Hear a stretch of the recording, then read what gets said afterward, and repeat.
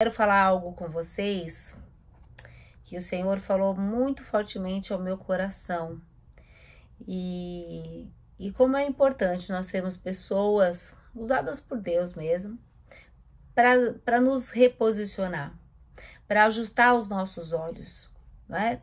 Quantas vezes nós nos prendemos a coisas e olhamos tanto e tiramos nossos olhos do Senhor.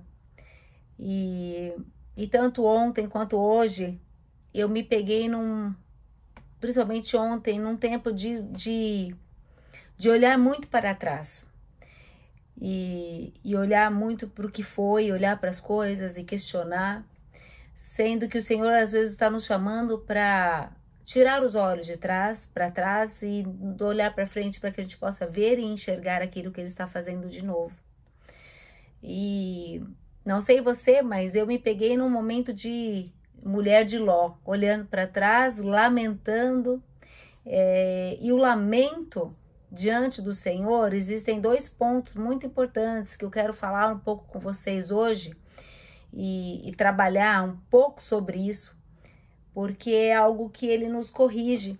Quando nós fixamos nossos olhos para trás, nós podemos ficar presos ao tempo de lamento, ao tempo de questionamento sem fim, né? Do porquê foi assim, ao invés de reposicionar os nossos olhos para o Senhor, olhar para aquilo que o Senhor está fazendo de novo. A mulher de Ló, nós lemos a história, lógico que nós conhecemos a história não só início, meio e fim. A mulher de Ló não enxergava, assim como nós não enxergamos o fim da nossa história, aquilo que Deus tem planejado. Mas quando nós olhamos no meio da situação ou no meio do caminho, abrindo mão de algumas coisas que parece que ficaram para trás e indo para uma direção que o Senhor está nos levando, no caminho, tanto no caminho da mulher de Ló, ela desejou olhar para trás e voltar para aquilo que ela enxergava que era bom, mas Deus tinha algo melhor. Às vezes a gente firma os nossos olhos naquilo que o Senhor já decidiu destruir. Ele já decidiu tirar da nossa vida. Quando nós vemos o povo do Egito, que eles clamaram por libertação, pediram por libertação, e Deus envia um libertador porque eles clamaram, e o processo deles era sair do Egito para a terra, uma terra que Deus havia preparado, que mana leite e mel. Mas enquanto eles passavam pelo deserto, o deserto foi um lugar de medo, de murmuração, de lamento. Mas o deserto não era o lugar final. O deserto era apenas um lugar de passagem. Assim como a mulher de Ló se apegou àquilo que ela não queria abrir mão, para ir para algo desconhecido. Como o desconhecido nos gera medo. Se você olhar para Jó, quantos questionamentos que ele tinha, mal imaginava ele o que Deus poderia ter e restituir e fazer, mas os olhos dele também voltaram para o lamento daquilo que o Senhor tirou. Todo um momento de transição, de perdas ou de aparentes perdas, nos faz gerar um tempo de lamento e de confusão. E nós temos que tomar muito cuidado para que isso não gere em nós uma murmuração. Nós somos muito limitadas, então nós não enxergamos atrás e muitas vezes nós vamos entender o que passou com aquilo que vai ser concluído para frente, né? Então hoje, assim como o Senhor me despertou a não lamentar, mas sim confiar naquilo que Ele está fazendo, e o confiar é um ato de fé, porque nós não sabemos o que Ele está fazendo, mas confiar que Ele faz algo que a gente pode confiar nele, que ele vai fazer melhor do que os nossos planos, porque ele sabe o que faz, né? Então isso é muito complicado e difícil quando nós estamos na situação de deserto, na situação da mulher de Ló, na situação da mulher de Jó, né? E tantas situações assim que nos aprisionam e nos prendem à murmuração e ao lamento. O povo do Egito ficou ali no deserto por 40 anos justamente porque eles deixaram que a murmuração entrasse de tal forma no coração deles que eles tiveram medo e perderam a fé de enfrentar e tomar posse daquilo que o Senhor tinha dado. Às vezes a gente para no deserto porque não temos coragem, ousadia, fé de tomar posse daquilo que o Senhor tem tem preparado para nós. E há um tempo de preparo, porque o nosso coração não pode estar incrédulo, não pode estar abalado ao ponto de não confiar no Senhor. Então a palavra lamento, ela expressa profunda tristeza, dor ou arrependimento. Pode ser um choro individual ou um choro coletivo. A Bíblia nos fala de 2 tipos de lamento. Um deles que o Senhor aceita e o outro que o Senhor nos repreende. E eu quero falar um pouco sobre isso. A palavra lamento na Bíblia, ela aparece em vários contextos e quase sempre relacionado à tristeza profunda, à dor, a arrependimento ou ao juízo. Muitas vezes os profetas usam os ais, né? O momento de lamento, de rasgar as vestes, para apontar o juízo de Deus. E ela pode ser, sim, tanto usada por pessoas em sofrimento, quanto os profetas usavam para expressar o pecado do povo, né, contra Deus. Nós vemos lamentos, Davi escrevendo diversos salmos, e ele expressa lamento pessoal diante dos seus inimigos, aqueles que querem criar ciladas, mas o Senhor estava protegendo Davi o tempo todo, porque ele ungiu, ele tinha um propósito, mas mesmo assim, diante das situações, ele tinha medo. Só que Davi também lamentava as suas próprias falhas e pecado, né? O que levou também a distanciá-lo do Senhor. Há um salmo muito interessante que é Salmo 13, que diz assim: até quando, Senhor? Ele questiona, Davi questiona, até quando, Senhor? Há uma sensação de abandono, como se o Senhor nos deixasse. Não é porque a gente sente um abandono que isso é real. O nosso sentimento é enganoso.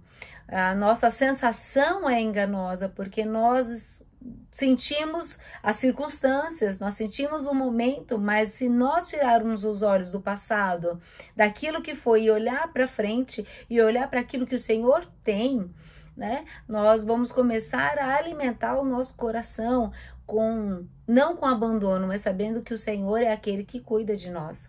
E é o Salmo 51 que fala, né, do lamento, da confissão de pecado após o episódio com Batseba.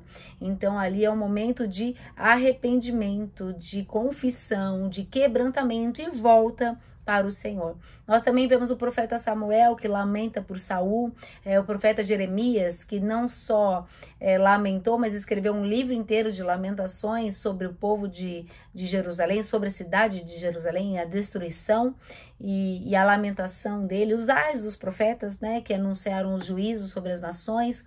Mas o lamento aceito por Deus o que leva ao Senhor nos acolher na nossa dor, no nosso arrependimento, a secar as nossas lágrimas, é o lamento que nos leva a voltar para Ele.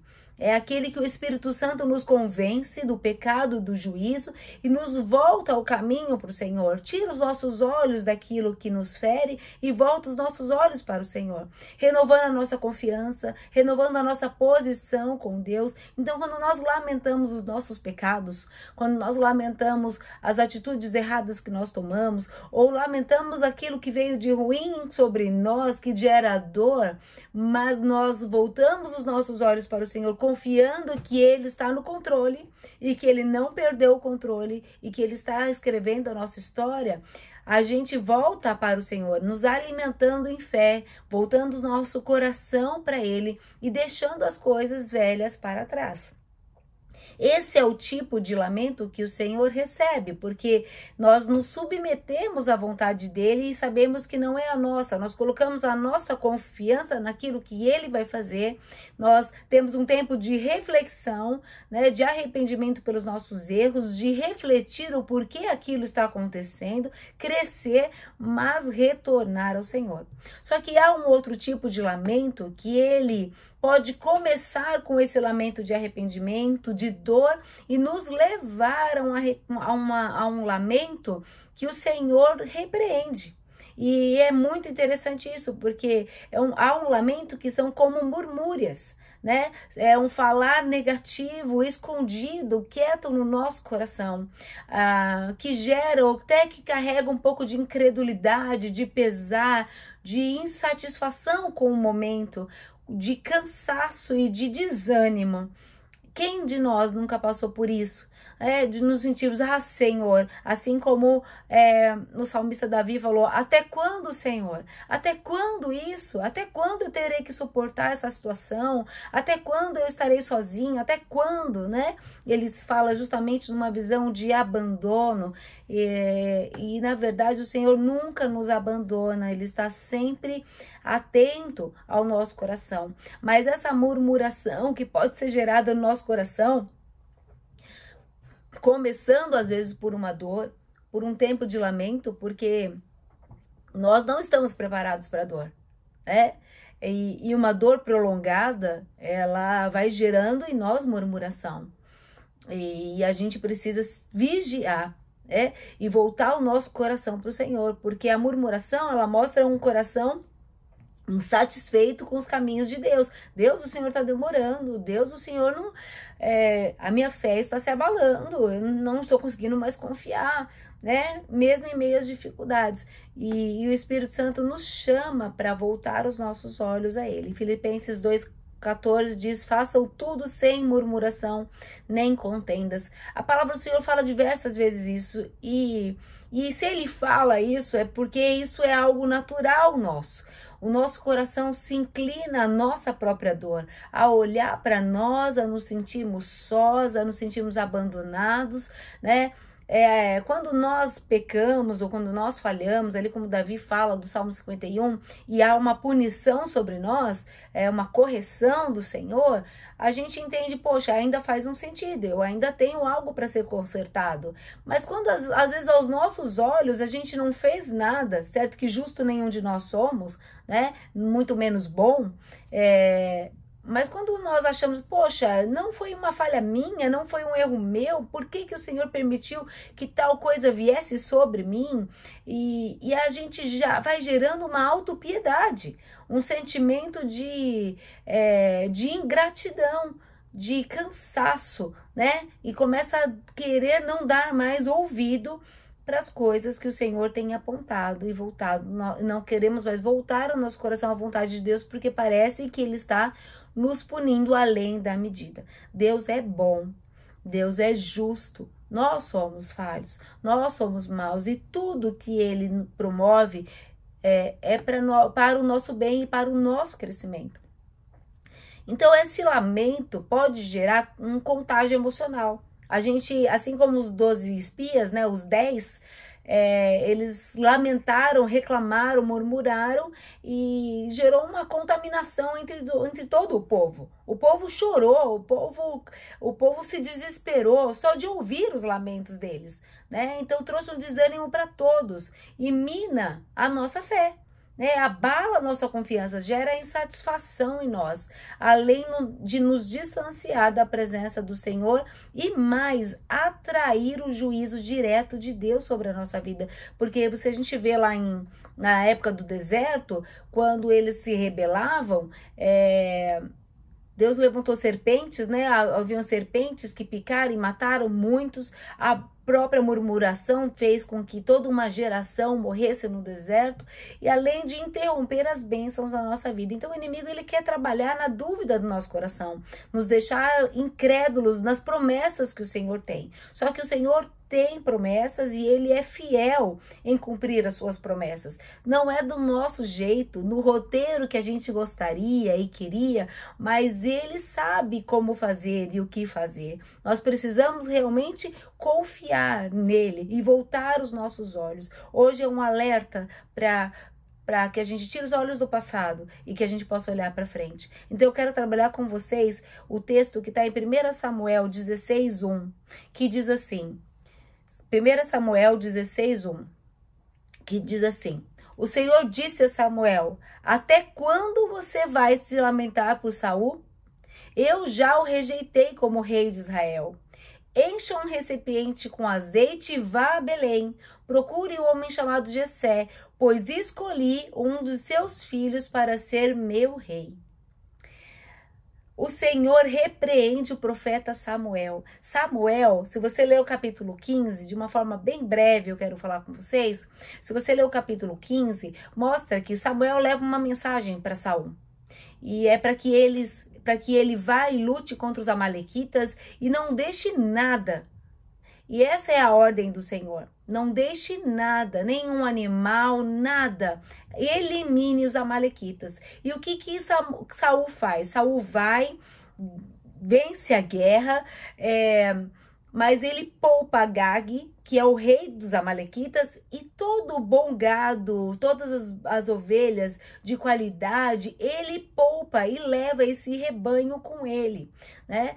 E quando Saul se encontra com ele escuta o barulho dos animais e ele diz assim, o Saul fala assim, eu obedeci, olha Samuel, eu fiz o que o Senhor mandou, eu obedeci, mas ele falou assim, e esse barulho que eu estou ouvindo de animais, né, esse barulho de rebanho, ele falou, não, esse nós separamos o melhor que tinha ali entre os amalequitas, nós separamos o melhor para oferecer ao Senhor.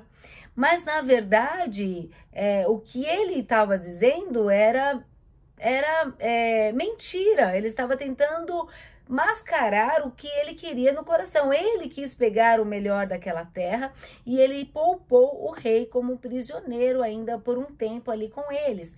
E o que Samuel diz, né? O que agrada mais ao Senhor, holocaustos e sacrifícios ou obediência à voz dele? A obediência é melhor que o sacrifício e a submissão é melhor que ofertas de gordura de carneiro. E ele fala do pecado, da rebeldia em que Saul cometeu. Então Saul confessa, ele fala, pequei. Ele pequei, desobedeci as suas instruções e a ordem do Senhor, porque eu tive medo do que o povo iria fazer e exigir. Então, o Senhor fala através de Samuel, hoje o Senhor rasga de você o reino de Israel e o entrega a outro, alguém melhor do que você. Mesmo diante da confissão de Saul, da ordem de Deus, Samuel ainda se lamentava pelo ocorrido com Saul. É muito interessante que mostra que lá depois dele, mesmo não se encontrando mais, depois desse episódio, dessa guerra, que Samuel acaba ele mesmo matando o rei Agag, né? Mas depois disso, depois que ele aponta para Saul que ele foi rejeitado, em 1 Samuel 15:35, o último versículo antes do capítulo 16, diz que até o dia em que morreu, Samuel não voltou a ver Saul, embora sempre lamentasse o que aconteceu com ele. E o Senhor arrependeu de ter estabelecido Saul como rei de Israel. Samuel lamentou por muito tempo por aquilo que Deus já decidiu mudar. Tem coisas que o Senhor já decidiu tirar da tua vida, tirar da minha vida. E estamos lá, nos lamentando, olhando para trás. Se não fosse os amalequitas. Se eu não tivesse feito daquela forma. Se aquilo não tivesse acontecido comigo. Ou se aquilo...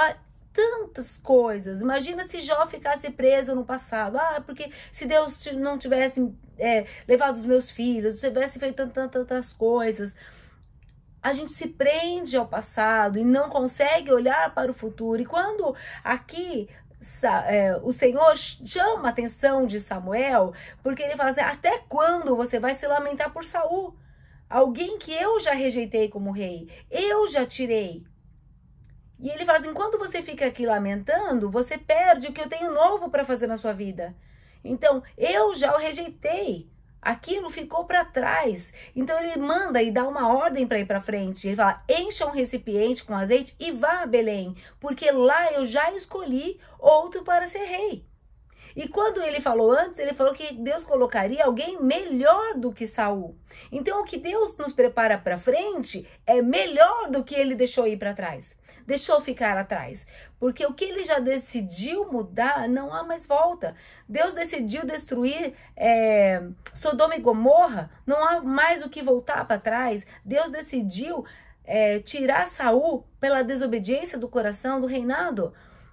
Deus tinha algo preparado à frente, Davi. Então, o que isso nos ensina? Que há um tempo de lamento. O tempo de lamento tem limite.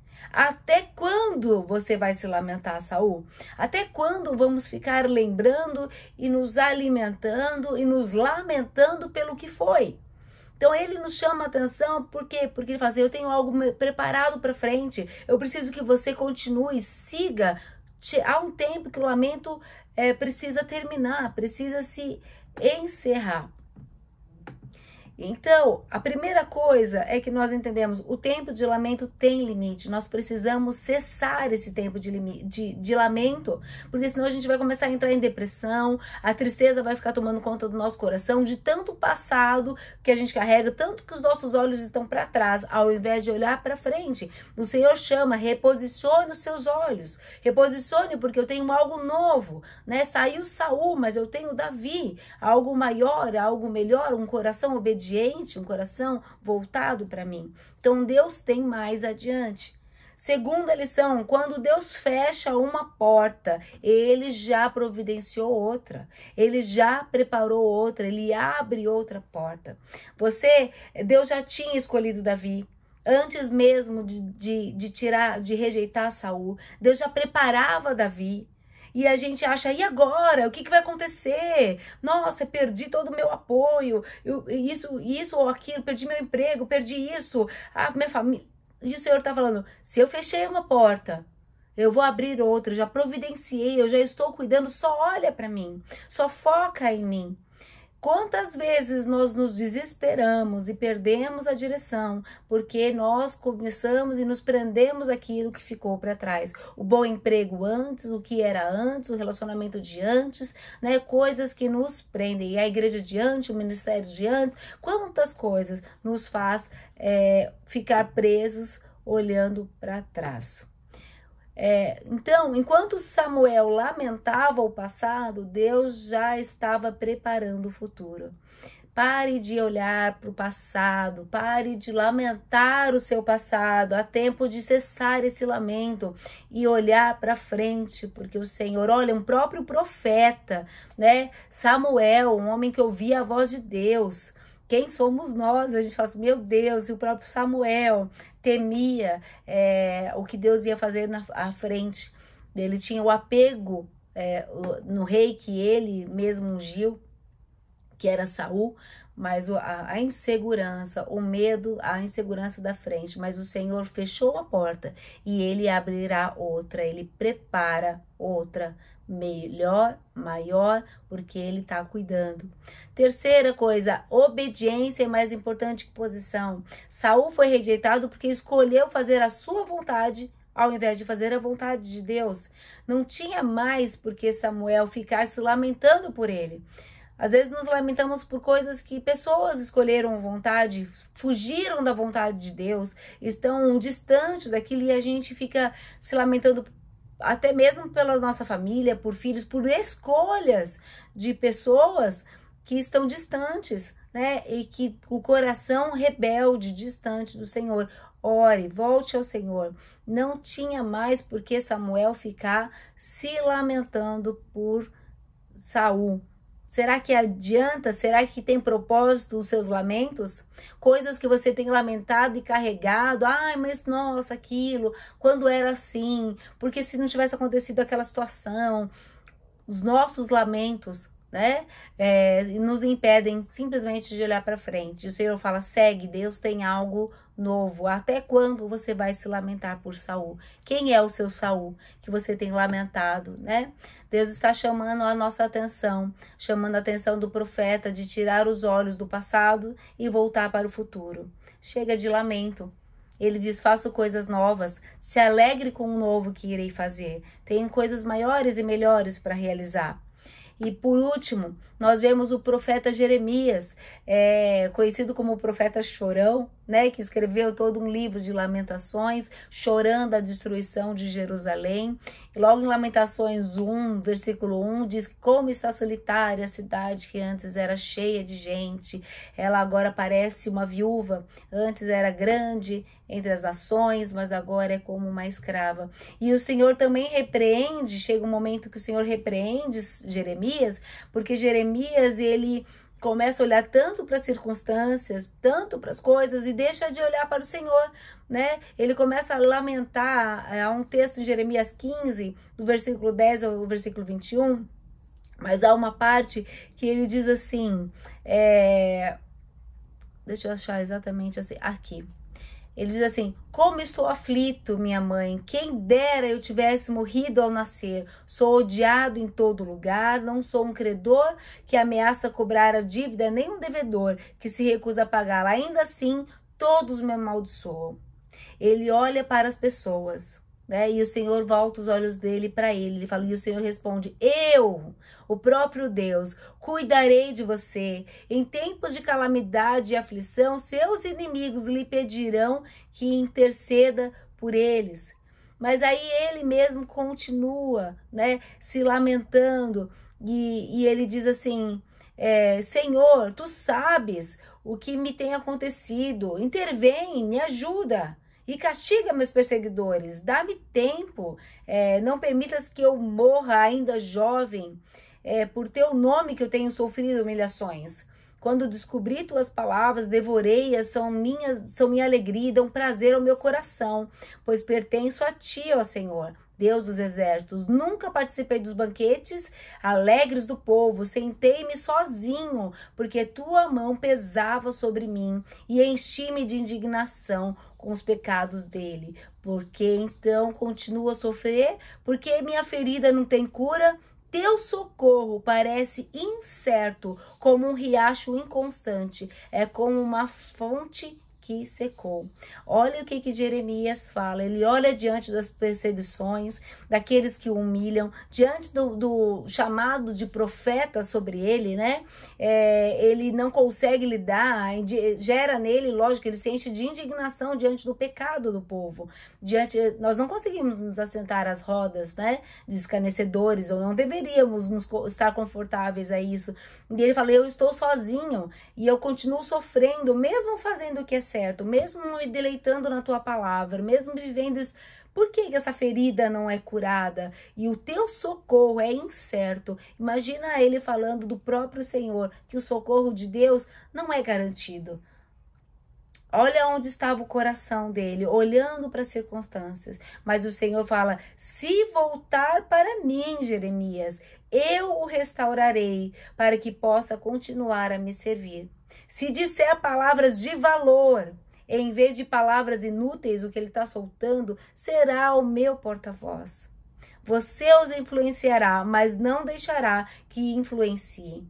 Quantas vezes nós somos contaminadas pelas palavras de fora, ao invés de entender aquilo que o Senhor tem para nós. Lamentos cheios de autopiedade e amargura, que vai gerando em nós incredulidade. Será que o socorro do Senhor virá? É incerto, essa ferida não se fecha, né? Sempre fiz o que é bom, então por que eu sofro? E essas indagações, esses questionamentos podem gerar em nós um lamento que é digno de repreensão do Senhor.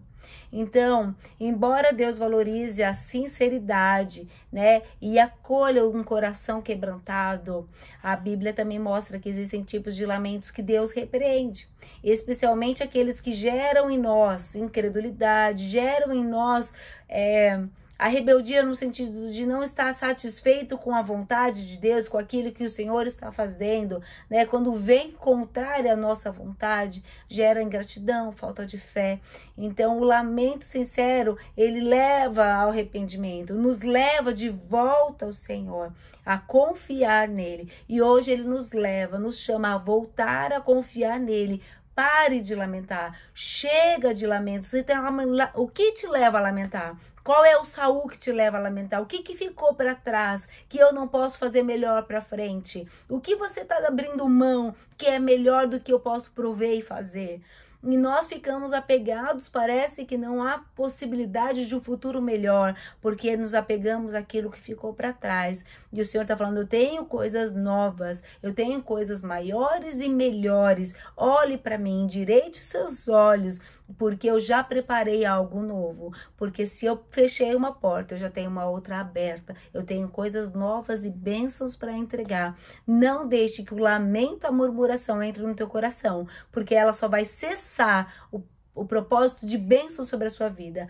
Vai deixar o teu coração incrédulo, e a gente não recebe as bênçãos e o cuidado do Senhor sobre a nossa vida, porque o nosso coração não tem fé, começa a ficar abalado e desconfia, acha que o cuidado do Senhor é incerto, e não é incerto. Ele é socorro presente, ele é auxílio, ele é refúgio no tempo certo, e nós temos que voltar os nossos olhos para o Senhor, porque é ele que cuida de nós. Então chega de lamento, o Espírito Santo nos constrange, nos corrige, arruma a nossa rota para voltar os nossos olhos ao Senhor e não nas circunstâncias que nós cremos nesse momento e que vemos nesse momento.